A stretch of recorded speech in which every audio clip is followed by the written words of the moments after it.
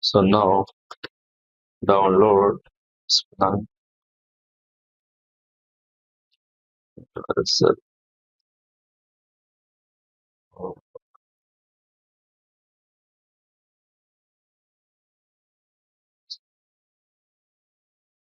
okay, click here.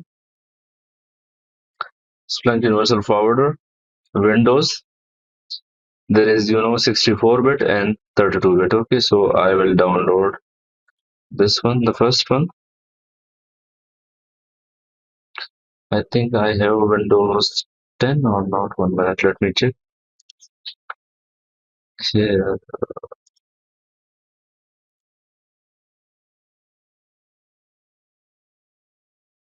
Windows 10. Sorry, I have Windows 10. Okay, so I will.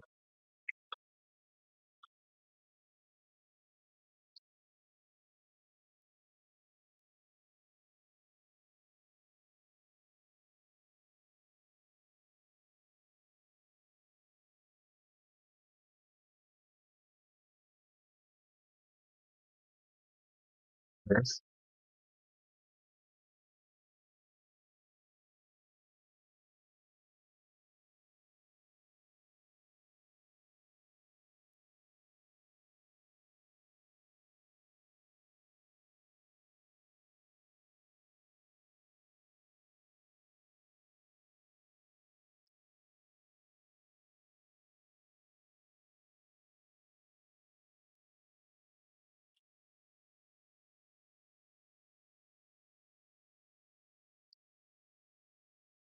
Okay, I don't have the Splunk here, but I have here the agent Splunk 8.2, so I will use this. Okay, there is no need to do this.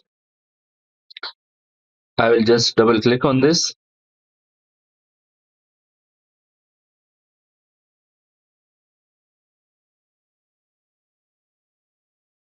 This installed. Okay, remove this uninstall. Yes.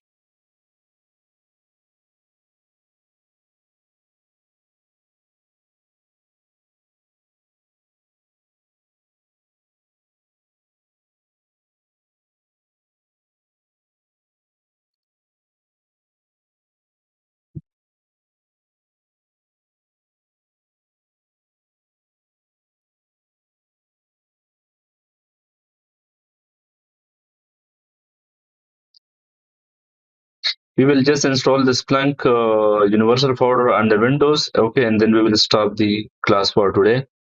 And in the next class, okay, we will install this Splunk universal folder on the Linux, and we will configure the syslog configurations. Okay, because the class will become very lengthy if I go for the next topic.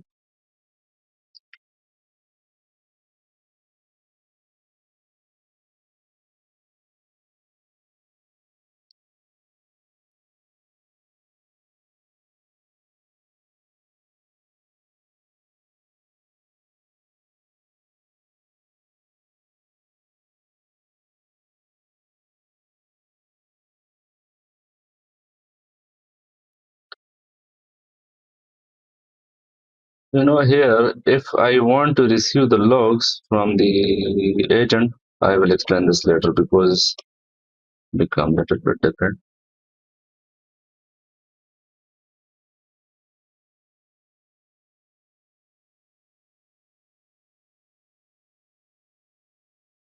Okay, it's uninstalled.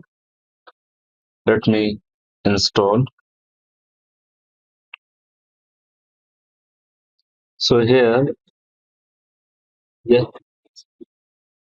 yes, on every PC you will install. There is two methods. Okay, either you will give this MSI file to the SCCM team or to the Active Directory team, and they will install. They are responsible, but you just need to guide them that how you will they will install. Okay, so they have some automated tool they are installing to that from that automated tools. Okay, because every company have more than 500 server, 1000. Okay, so it's very difficult to install it one by one on the on all PCs, on the Windows and on the Linux. Okay, so you have to give it to the system team, and they are responsible for the installation.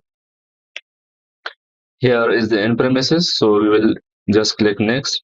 Here is the user. This user is just using for this agent configurations. Okay, if in future you want to do the administration,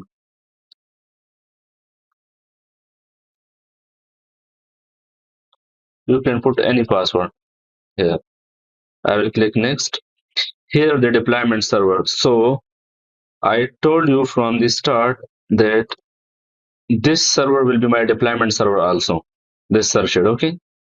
So I have just one standalone server, so I will put the same IP for that. Okay. I didn't did the configurations for the deployment server here on this PC. I will do it later, but here on the agent installation, I will do it from now. 192.168.142.180, and here the port I use the default port 8089. Okay, click next. This is the indexer receiver, so my indexer will also be the same server like this indexer. This will also be one standalone server, so I will put the responsibility on this one, on the standalone, so there is no need to configure another one. So I will put the same IP here as well, 192.168.142.180, and I will use the port number 997. Okay, the default port. I will click next, install.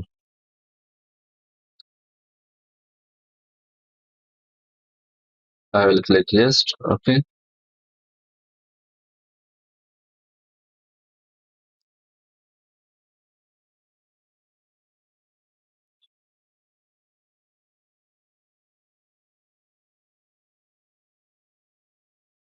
this is just a simple straightforward installation. In future, if you become a system admin, Splunk admin, so then you need to know how to automate these. Okay, because you know the scripting, and you can create some packages and you can share with the SCM team, and they can install through their scripts.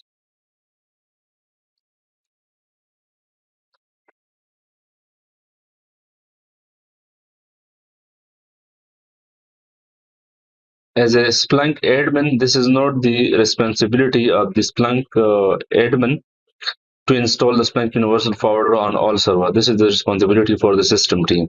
So you need to guide them that how. But your administration and troubleshooting, it's your responsibility. If the log is not coming from the system, then you need to do the troubleshoot that how you will check that. Okay, there is different procedure for the troubleshooting, and if you need to onboard the data from the system, there is different techniques.